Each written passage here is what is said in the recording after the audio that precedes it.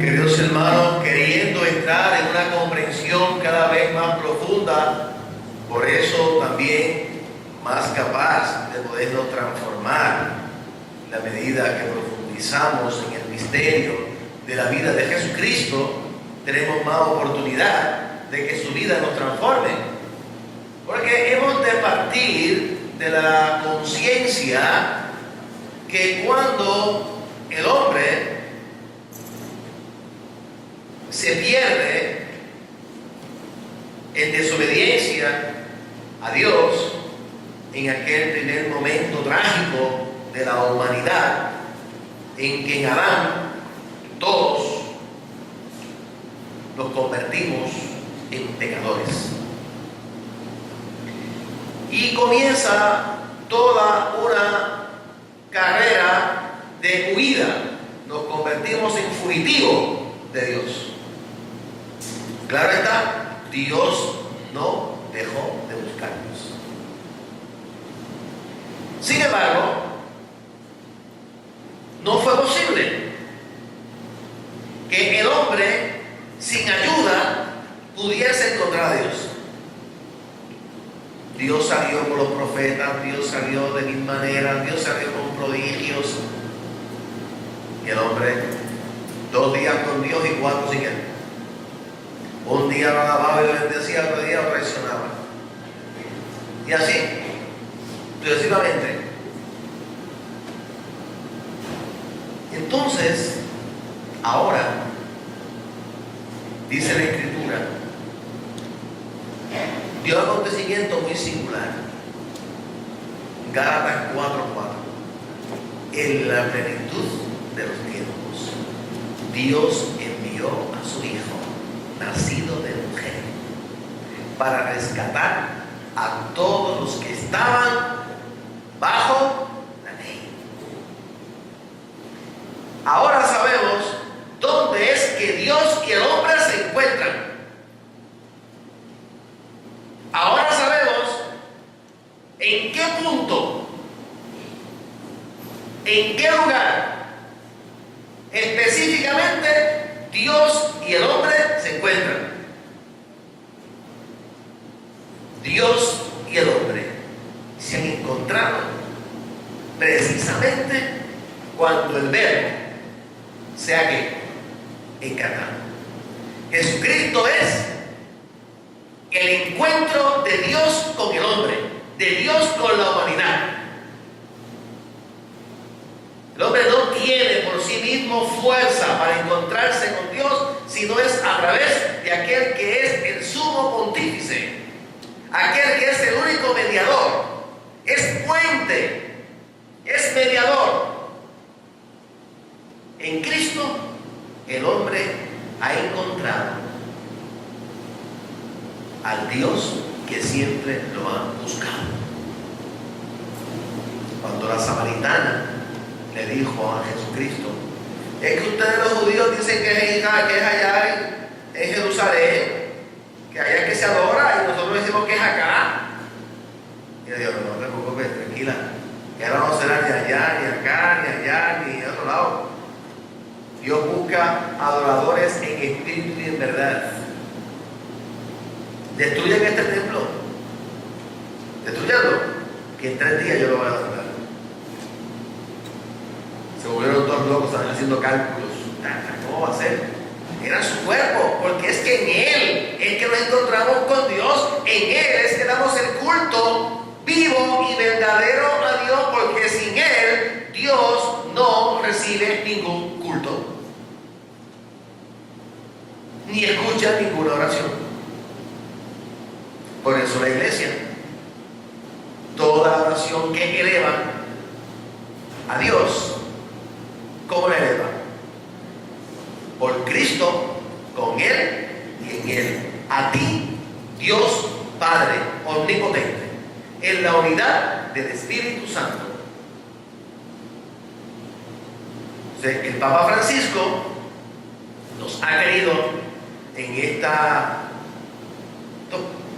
primeros años, porque ya son 14 años, no son muchos, pero 14 años es principio de siglo.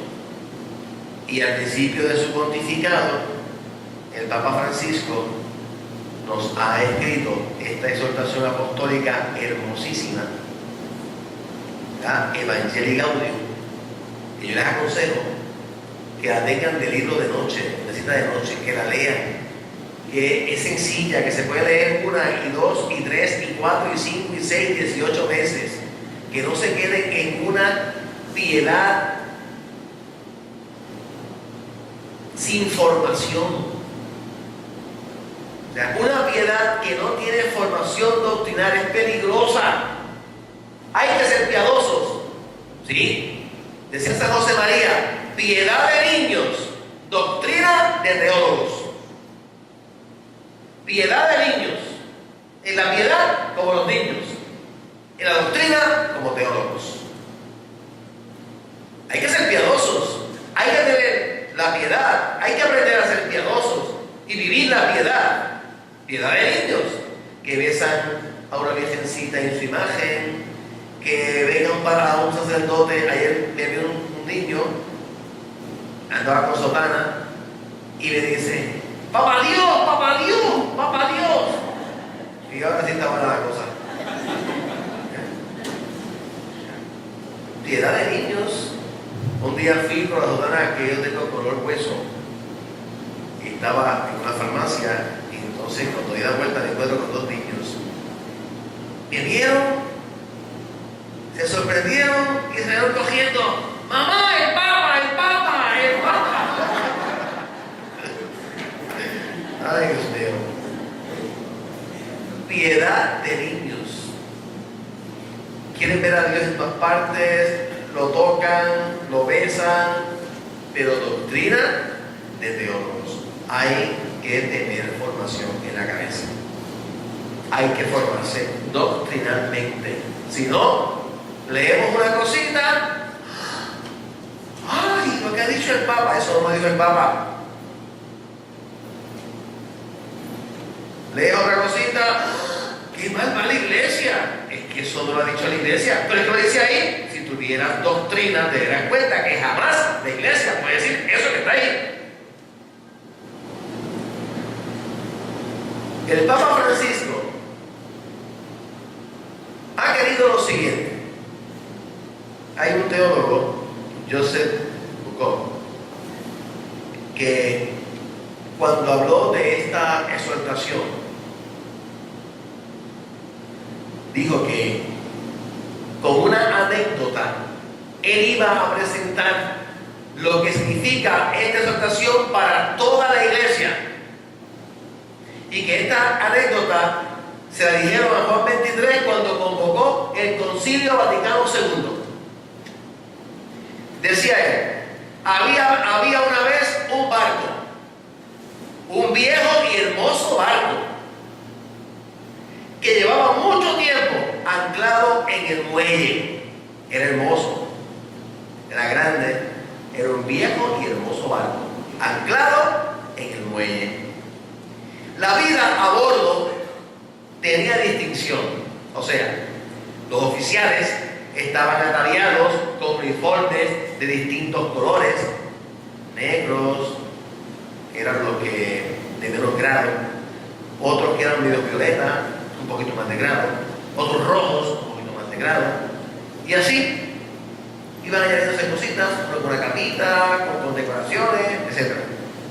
Las relaciones entre los mandos superiores y los subalternos se regían por un ceremonial cargado de ampulosos ritos y reverencias. Eso es lo que pasaba allá adentro, era lo que hacían.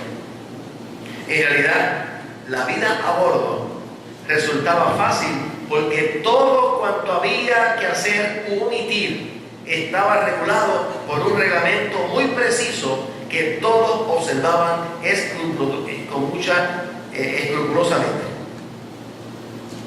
Lo que había que hacer estaba escrito. Y nada más se hacía. Eso es lo que había que hacer y ya está. Entonces, dice la anécdota que aplicaba Juan 23, como es lógico, en el barco había también marineros. Apenas se les veía en cubierta, porque trabajaban en las bodegas, en la sala de máquinas, a pesar de que el cuidado de los motores no era demasiado importante, porque siempre estaba en el muelle.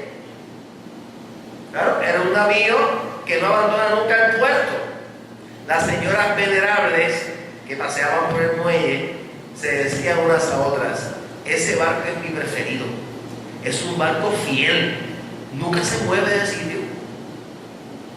Un día se jubiló el capitán y, cumpliendo el reglamento del régimen interno, los oficiales de uniforme rojo se reunieron para nombrar un nuevo capitán y eligieron a uno de ellos de edad avanzada, que subió con cierta dificultad la escalera que conduce al puesto de mando, y de repente se le oyó decir algo que dejó petrificados a todos: levanten las anclas.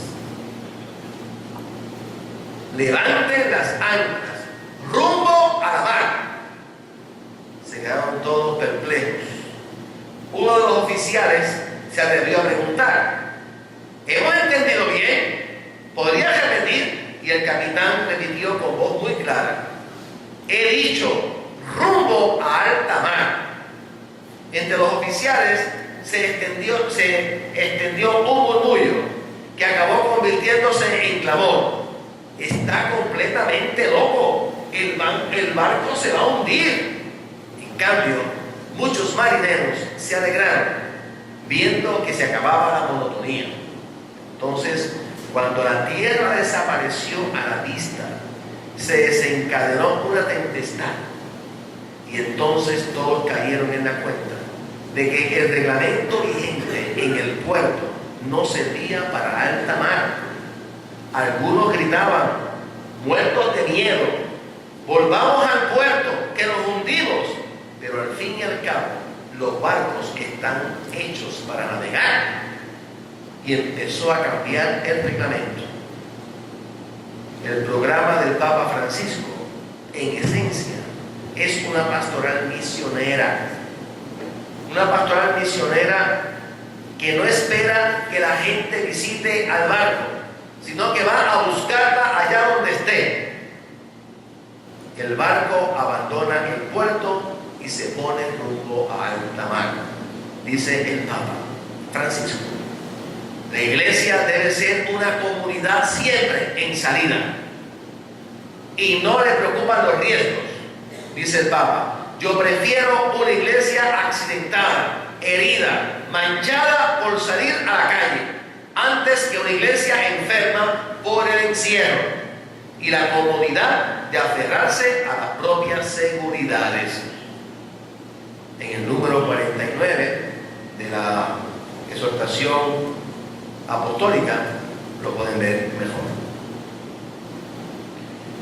Todo este programa del Papa Francisco, con este Evangelio, todo lo que él va diciendo, realmente usted piensa, usted lo lleva al corazón, usted lo lleva a la oración, y usted descubre en usted mismo una cierta resistencia a lo que el Papa está diciendo. Una cierta resistencia, porque nos está pidiendo el Papa un desinstalarnos de nuestras comodidades. En la traducción de la exhortación, él habla de un riesgo que hay que correr, porque hay otro riesgo que estamos corriendo, que es negativo.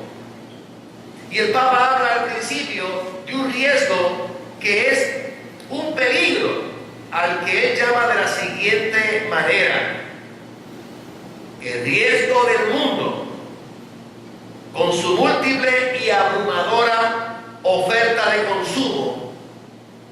¿Saben cuál es el riesgo? Una tristeza individualista que brota del corazón cómodo y avaro, de la búsqueda enfermiza de placeres superficiales, de la conciencia aislada. Esto es una enfermedad. Y esto es grave. Esto es grave. Primero, porque va en contra del corazón mismo del cristianismo.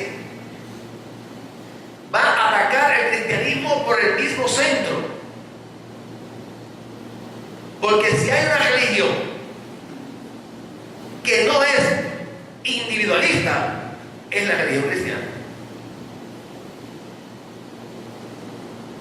Usted dirá, pero padre, ¿qué tiene que ver el individualismo con todo esto? ¿Acaso es peligroso el individualismo?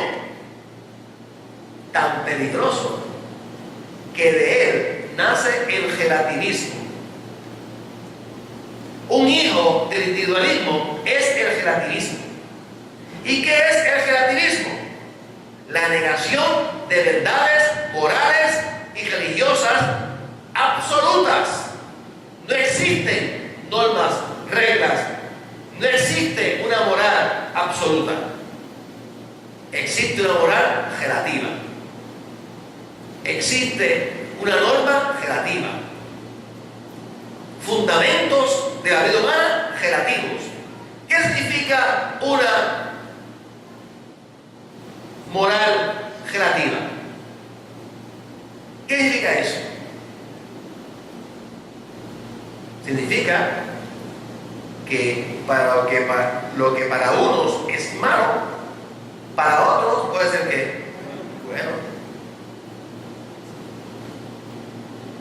Entonces no existen pilares inamovibles. No existen verdades absolutas, sino relativas. Esto, señores, ataca los cimientos de la sociedad. Por eso, la humanidad entera está en un sismo constante. Es un sismo constante. Aprovecho para encomendar a Guatemala, pasando por un momento duro. Cuando yo escuché el sismo en Guatemala, me vino a la cabeza esto que estoy diciendo. No nos damos cuenta que la humanidad entera está en un sismo constante, porque se están moviendo los fundamentos, se están moviendo los pilares, y cuando se mueve, se puede venir abajo todo. Se viene abajo la familia, se viene abajo los hijos, se viene abajo el trabajo, la economía, se viene abajo todo. Por eso es interesante ver cómo el Papa, ante todo ese panorama, nos dice que la medicina la tenemos nosotros, los cristianos. Ante todo ese riesgo, ante todo ese mal, ante todo ese colapso que puede venir en cualquier momento, la realidad es que la verdadera solución está en una comunicación alegre de la verdad. Pero claro, yo no puedo comunicar lo que no conozco, lo que no vivo, lo que no tengo.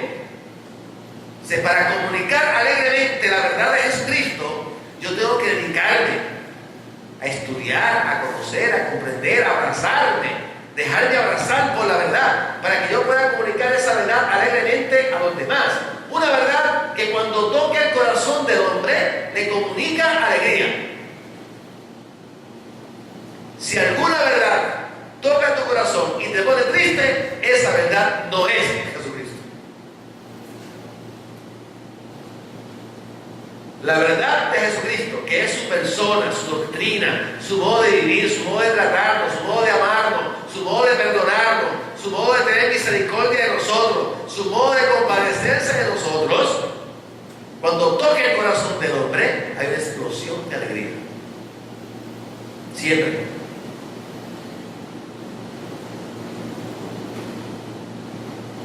Es esta encíclica del Papa, esta exhortación, apostólica, es programática. O sea, presenta un programa que el Papa va a seguir en todo su pontificado. Obviamente, igual que como se dio en el Concilio Vaticano II, no hay cambios doctrinales. El Papa empieza todo por una sencilla invitación a dejarse encontrar por Jesús. Y nos invita a todos, nos invita con fuerza. Les invito, lo voy a leer como son palabras de él mismo. Es una preciosidad. Dice que nos invita en cualquier lugar y situación en que te encuentres, a renovar ahora mismo tu encuentro personal con Jesucristo, o al menos tomar la decisión de dejarte encontrar por Él, de intentarlo cada día sin descanso. No importa la situación que estemos pasando, de enfermedad, de economía, de situación moral, no importa las dudas, el cansancio, la fatiga, lo abrumado que puedas estar. El Papa dice, nadie se debe sentir exento de esta invitación, de dejarte encontrar por Él. Y era lo que el Papa Juan Pablo II decía, abrir las puertas a Cristo, no importa cómo estés. Es buscarle, o sea, es dejarte encontrar, es decirle al Señor, como dirá Él más adelante, es el momento para decirle a Jesucristo, Señor, me he dejado engañar, de mil maneras escapé de tu amor, pero aquí estoy otra vez para renovar mi alianza contigo, te necesito, rescátame de nuevo. Señor, acéptame una vez más entre tus brazos redentores. Nos hace tanto bien, dice el Papa, volver a Él cuando nos hemos perdido. Insisto una vez más, Dios no se cansa nunca de perdonar. Somos nosotros los que nos cansamos de acudir a su misericordia. Aquel que nos invitó a perdonar 70 veces 7 nos da ejemplo. Él perdona 70 veces 7. O sea, siempre nos vuelve a cargar sobre sus hombros una y otra vez. Y nadie, esta expresión del Papa me fascina, nadie podrá quitarnos la dignidad que nos otorga este amor infinito e inquebrantable, porque Él nos permite volver a levantar la cabeza, volver a empezar con una ternura que nunca desilusiona y que siempre puede devolvernos la alegría. No huyamos, dice el Papa, no huyamos de la resurrección de Jesús. Nunca nos declararemos muertos, pase lo que pase, que nada más que su vida que nos lanza hacia adelante.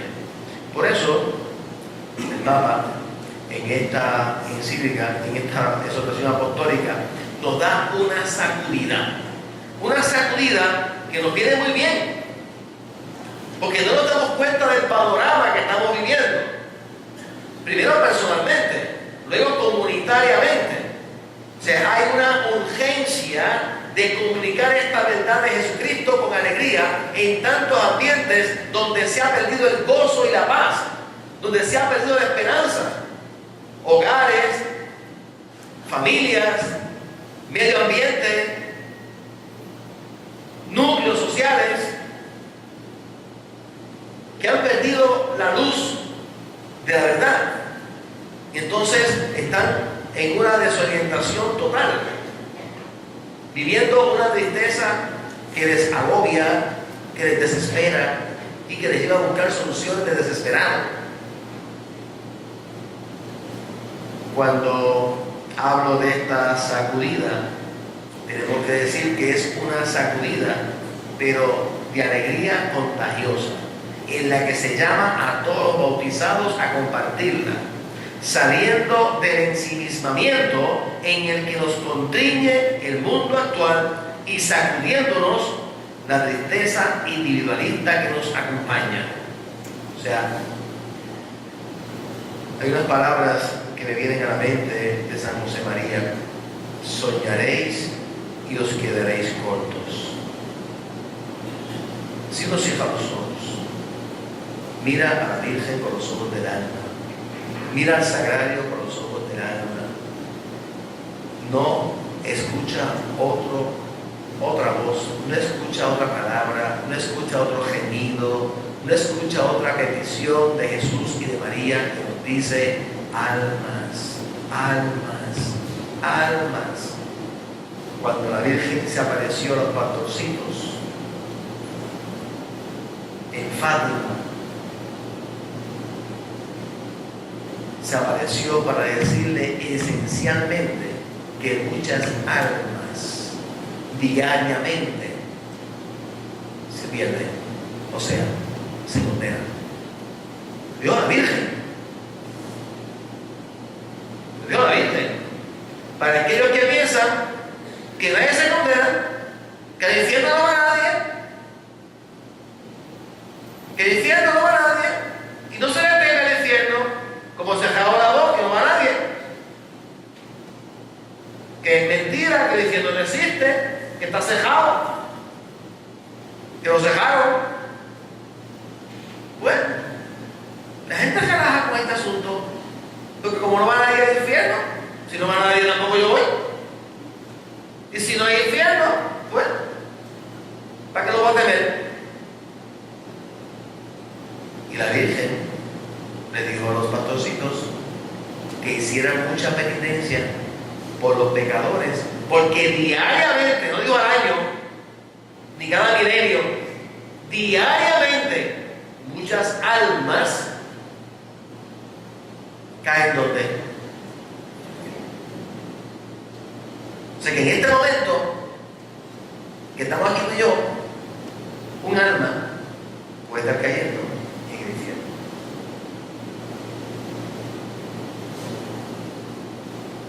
A menos que usted no sepa lo que es el infierno. A menos que como un escape, nunca pensado, ni se lo puede imaginar, pues vaya al Evangelio y Cristo describe muy bien lo que es el infierno. Esto para que pidamos que no terminemos nuestra vida terrena sin haber sido rescatados por aquel que nos libera, que es el libertador, que nos rescata de esa condenación eterna. Entonces, pensemos un poquito, porque específicamente estos días vamos a estar hablando de un plan que tenemos que hacer cada uno personalmente, un plan que cada uno tiene que hacer personalísimamente, cara a esta urgencia de la iglesia. Por eso he querido que esta novena de nuestra patrona no sea simplemente venir aquí a adjetivos de piedad y caernos al suelo en un éxtasis estupendo y luego a la misma monotonía todos los días, al mismo plan todos los días, egoístamente, sin hacer ningún apostolado, sin buscar almas, sin tener inquietud apostólica, sin importarnos los planes apostólicos, sin tener afán apostólico, sin tener deseos de buscar y rescatar almas para que conozcan más a Jesucristo, que yo tenga menos, que yo no vaya a más sino a menos. O sea, no puede ser una novena para endulzarnos los labios. Tenemos que dejar que la palabra primero nos sepa ayer, que nos estruje el corazón, para que luego, despiertos para el Señor, hagamos una tarea que rinda frutos, una tarea que dé frutos, una tarea que rinda una labor de riesgo, una labor que hay que arriesgarlo, hay que arriesgar todo, salud, propiedades, todo hay que arriesgarlo por el Evangelio. Nos preguntamos un poquito, ¿qué riesgos corres tú actualmente por llevar el Evangelio de Jesucristo? ¿Qué riesgos?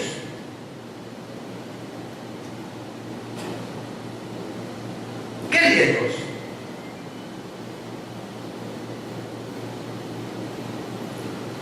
Dice toda la polémica que se formó en este país, porque los testigos de Jehová, que no proclaman más que mentiras y disparates y cosas que son totalmente falsas, totalmente equivocadas, peleando para que le abrieran los portones y le permitieran entrar a las organizaciones con acceso controlado para ir a hacer su trabajo de llevar un mensaje que ellos entienden que es el mensaje verdadero.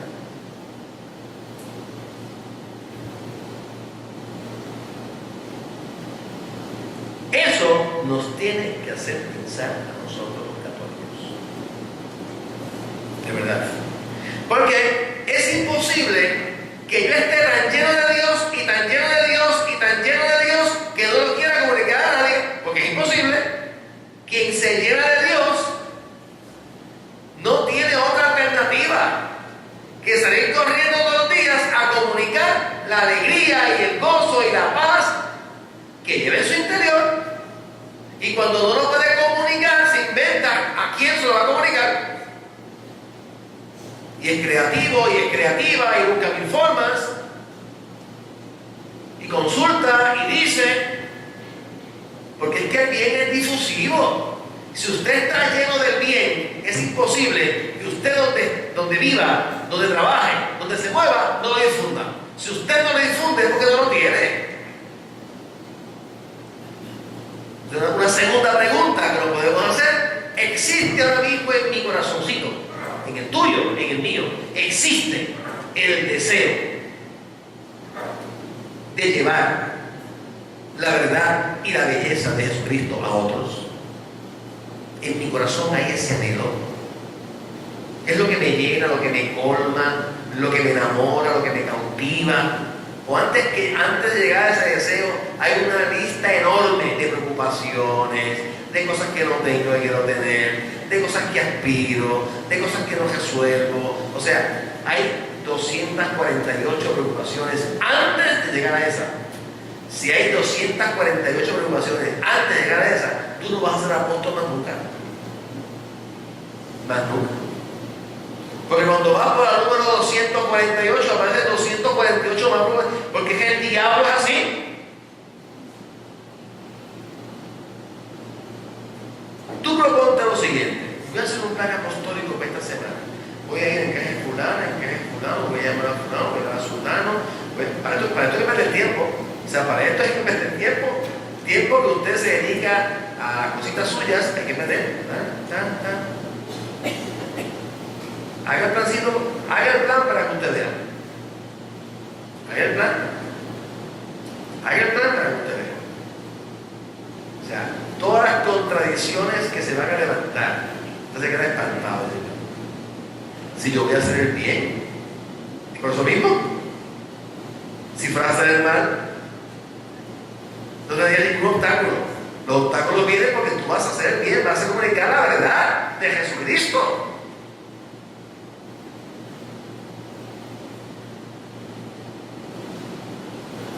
O sea, fíjense en lo que dice el Papa. El Evangelio es el mensaje más hermoso que tiene este mundo. No se trata de tener la razón ni de la religión verdadera, no. Está por encima de todo eso. Se trata de una oferta, de un anuncio que yo considero el más hermoso que he recibido. La revelación del amor increíble de Dios a los hombres. De esa oferta increíble, dice el Papa, cada persona humana es digna de nuestra entrega. Cada persona humana es digna de nuestra entrega, no por su aspecto, no por sus capacidades o las satisfacciones que nos brinde, sino porque cada persona es obra de Dios, es criatura suya. Él la creó a su imagen y refleja algo de su gloria. Todo ser humano es reflejo de la ternura infinita del Señor, y Él habita en su vida, más allá de toda apariencia. Cada uno es inmensamente sagrado y merece nuestro cariño y merece nuestra entrega. Por eso, dice el Papa, si logro ayudar a una sola persona a vivir mejor, eso ya justifica la entrega de toda mi vida. Justifica la entrega de toda mi vida. Por eso el Papa le está llamando a la iglesia a una renovación, pero no cualquier renovación, a una renovación que pase por el Evangelio. Una renovación que pase por el Evangelio.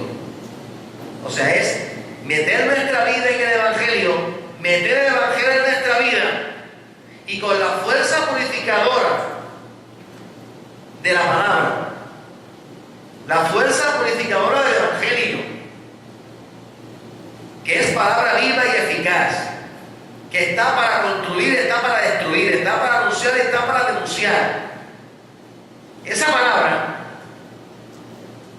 nos forje interiormente de tal manera que nos convierta en verdaderos heraldos del Evangelio donde quiera que estemos. Esto es un proceso bastante duro, bastante serio, comprometedor, pero urgente. Es un proceso que tiene que darse en nuestra vida. Por eso la primera parte de esa encíclica, que es la introducción, la que yo estoy comentando hoy, mañana ese es el primer capítulo. Vamos a ir de lleno al primer capítulo, que se llama Transformación Misionera de la Iglesia. Es una preciosidad. La alegría del Evangelio. Hermanos, esto lo tenemos que repetir esta noche muchas veces en nuestra conciencia. La alegría del Evangelio llena el corazón. Por eso es importante ir al Evangelio todos los días. Tener como norma de piedad la lectura del Evangelio todos los días. 5 minutos como mínimo. Ir al encuentro de Jesucristo en el Evangelio todos los días. Una lectura seguida. Empiezas el primer Evangelio y sigues ahí todos los días, 5 minutos todos los días. La dejas aquí hoy, ya sabes que mañana vas al versículo otro. Y a primera de la mañana o al mediodía, a la hora que tengas marcada, ya vas de nuevo ahí. Quien no tiene esa lectura sistemática, organizada, puntual, por hora, un día lee 5 páginas, otro día de 80 y otro día coge la Biblia y tiene vacaciones por 2 meses. Entonces, no es posible tener una formación. Yo te invito a que hoy busques un Nuevo Testamento, el que tengas en tu casa, lo desempolves y empieces a leer el Evangelio todos los días. 5 minutitos. 5 minutos, ¿qué? Para de media hora, está bien. Prométete 5 minutos. 5 minutos. Y un día te van a aparecer horas los 5 minutos. Porque es así. Hay días que coges el Evangelio por 5 minutos y ya se me acabó. Quiero seguir, pero no, 5 minutos es lo que hay. Y otro día, mira yo, estoy por 3 minutos todavía, me escucho falta. Eso es así.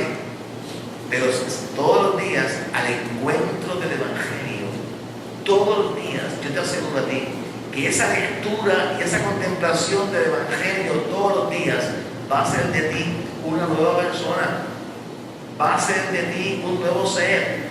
Eso gradualmente es poco a poco, pero es una cosa que es el Espíritu de Jesucristo. Se te va mostrando en la inteligencia, se te va mostrando en tu interior. Es una preciosidad.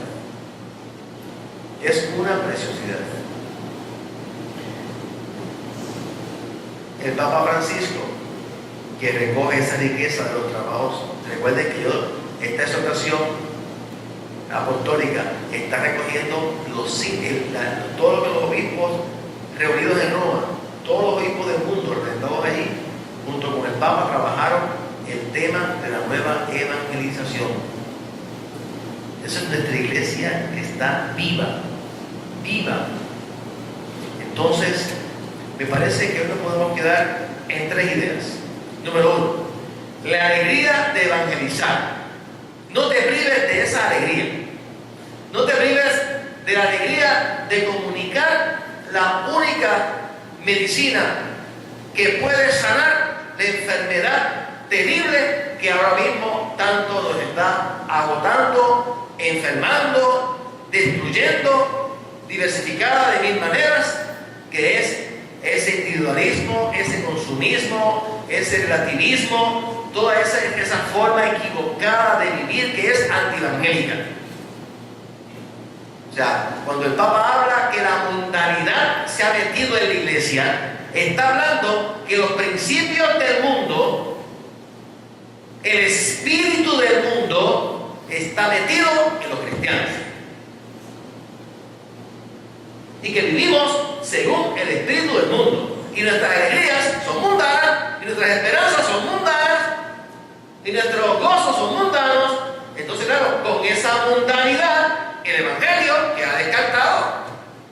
Totalmente descartado. Ya no me alegra el evangelio, ya no me alegra la misa, ya no me alegra orar, ya no me alegra evangelizar, ya no me alegra la comunidad de fe. No me alegra porque estoy mundanizado. Es que eso le puede pasar a cualquiera. Nosotros no vivimos en una cápsula antimundi. No es una, usted no está encapsulado. O sea, estoy en una cápsula y el mundo no recibo nada del mundo. Estamos metidos en el mundo día y noche. Ese espíritu está totalmente dirigido a nosotros. Porque si el espíritu del mundo a alguien odia, es a aquellos que lo contradicen. Entonces, el espíritu del mundo va a atacar a aquellos que de alguna manera toman la decisión de contrarrestarlo.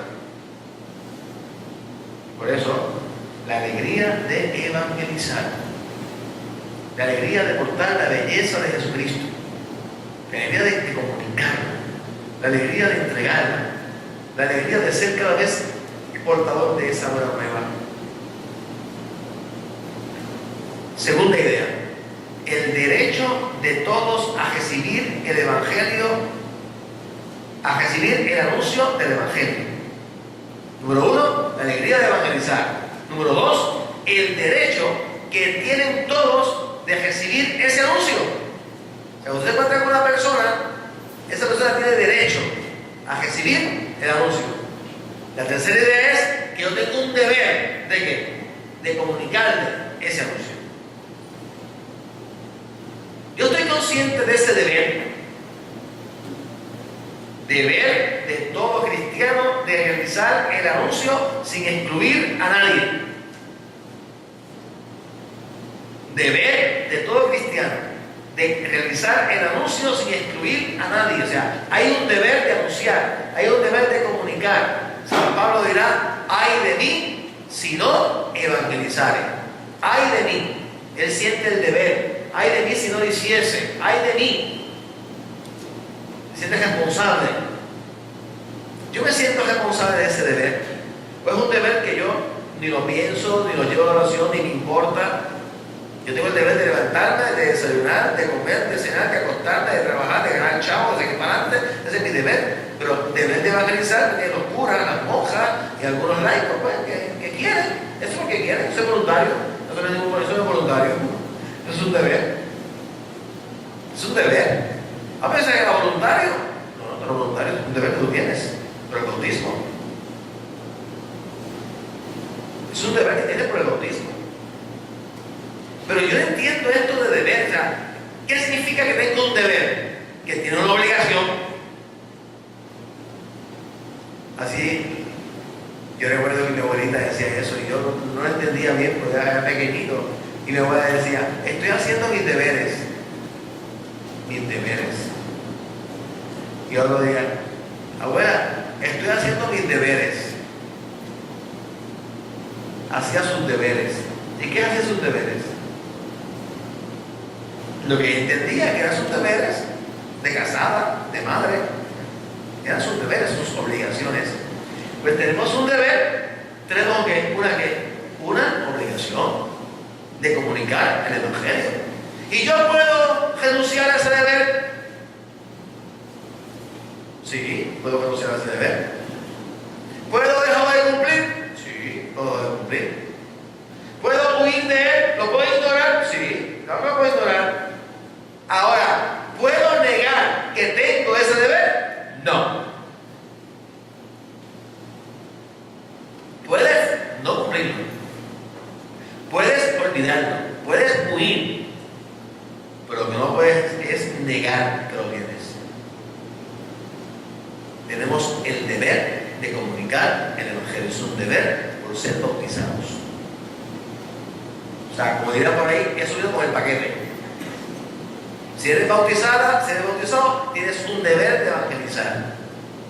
Pero eso no es porque soy Juan 23, porque soy renovación, porque soy legionario, porque soy del Espíritu Santo, porque soy yo no sé qué. No, porque eres bautizado. Porque simplemente porque eres bautizado ya está. Ese es tu deber. Y esto es importante porque a mí me parece que una de las realidades que como iglesia tenemos que llevar a la oración, y ese es otro punto que yo les quiero regalar para que lo llevemos todos a oración. Nosotros pensamos en lo que nos hemos convertido por el bautismo y lo que hemos hecho en nuestro bautismo. Hay como una inconsciencia de lo que uno es, de lo que somos por el bautismo. Y esa inconsciencia no nos permite cumplir con nuestros deberes. Cuando tú estás consciente de lo que es como una persona. O sea, ¿cuántos maridos, cuántos hombres o mujeres se casan, no tienen conciencia de lo que son? Se siguen portando como niños de 15 años, nunca se dan cuenta que son padres de familia, que tienen una responsabilidad, que tienen... Porque no está la conciencia de lo que se es. Cristianamente pasa lo mismo. Yo recuerdo un misionero que nos visitó una vez al seminario, estaba de misión en un lugar de África, y contó él, nos contó a nosotros los seminaristas, que estuvo 4 años explicándole el bautismo a una tribu, con muñequitos, con grafitos, unas gráficas. Él hizo como un círculo de transformación. Bueno, ¿qué hizo él? 4 años explicándole el bautismo a una tribu. Y cuando llegó el momento de tomar la decisión, a los 4 años, el jefe de la tribu le dijo al misionero: significa que si nos bautizamos, tenemos el deber de perdonar a la tribu del frente que ha matado a nuestra familia por años, que ha matado a nuestros hijos por años, que ultraja a nuestras mujeres por años. ¿Significa que si nos bautizamos lo tenemos que perdonar? El Señor dijo: sí. Si ustedes se bautizan, tienen el deber de perdonar a esa tribu que tanto daño le ha hecho por tantos siglos. Y el jefe de la tribu le dijo: pues en nombre de mi tribu le digo que no nos vamos a bautizar. 4 años. Ustedes dirán: no entendió el bautismo. No lo entendió bien. Nosotros somos los que no entendemos. Él entendió muy bien que para dar ese paso tenía que tener la disposición de cumplir con el deber de bautizar. Hay unos deberes que no estamos cumpliendo, y uno de esos deberes principalísimo es comunicar el Evangelio. Y con la persona que nos encontremos, esa persona tiene derecho a que yo le muestre la verdad, la belleza de Jesucristo. ¿Cómo lo vamos a hacer? ¿Cómo lo vamos a empezar a hacer? ¿Cómo vamos a seguir haciéndolo? ¿Qué estrategias? El Espíritu Santo en eso es único. Vamos a mencionar a la Virgen hoy, Madre querida. Que yo reconozca la alegría de comunicar esta buena nueva, de comunicar esta belleza, de comunicar esta hermosura del conocimiento de la persona de tu Hijo, único liberador del hombre. Libera del miedo, libera del egoísmo, libera de toda esclavitud que enferma al hombre. El único libertador que nos da esperanza. La esperanza que hoy el mundo no nos puede ofrecer. El mundo está sin esperanza. El mundo más bien está desesperado. El mundo no tiene ningún destello de esperanza. La única esperanza que tiene el mundo se llama Jesucristo. Y somos los cristianos los que tenemos que plantar esa bandera, donde quiera que estemos. Si no, estamos haciendo traición. Es que yo no hago nada malo. Es que no importa que no hagas nada malo. Si no haces el deber que te corresponde, traicionas. ¿Y cuántas traiciones hacemos todos los días porque no hacemos lo que nos corresponde? Señor, ayúdanos por mediación de la Virgen, que no seamos mundanos, que seamos cristianos de quiera que estemos, que cada vez seamos más de Cristo. Madre querida, ayúdanos en esta novena que hoy iniciamos con esperanza. Tenemos tanta esperanza en ti, Madre, que solo en ti hemos querido poner todo nuestro anhelo.